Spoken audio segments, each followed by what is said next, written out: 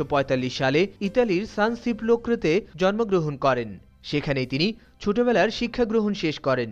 School জীবনে তিনি একটু ভিন্ন পথে গিয়ে ব্যবসা শিক্ষায় পড়াশোনা করেন এবং তিনি ল্যাটিন ভাষায় পড়াশোনা না করে আঞ্চলিক ভাষায় পড়াশোনা করেন।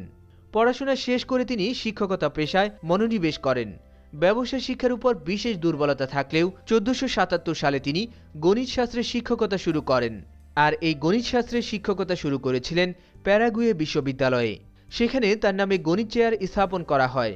পরবর্তীতে তিনি শিক্ষকতা ছেড়ে 1489 সালে নিজ জন্মভূমি সান সিপ্লক্রোতে ফিরে এসে ধর্মযাজক হন।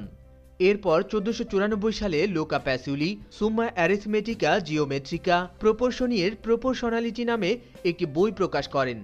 হিসাব বিজ্ঞান সম্পর্কে প্রথম আলোচনা করেন এই বইটিতে। ব্যাখ্যা দেন হিসাব বিজ্ঞানের মূল ভিত্তি দুই তরফা দাখিলা পদ্ধতি নামে একটি হিসাব খাত নিয়েও।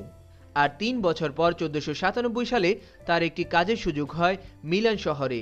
সেখানে প্যাসিউলির সঙ্গে লিওনার্দো দা ভিঞ্চির পরিচয় হলে তাকেও এক পর্যায়ে গণিতের তালিম দেন প্যাসিউলি।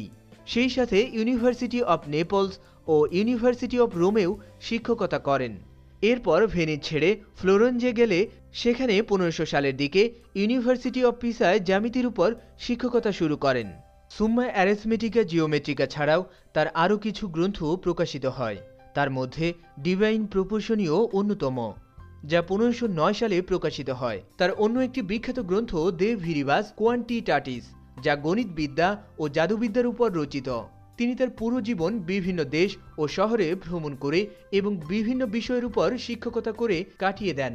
অবশেষে এই জগৎ বিখ্যাত হিসাব বিজ্ঞানী 1517 সালে ইতালির রোমে মৃত্যুবরণ করেন।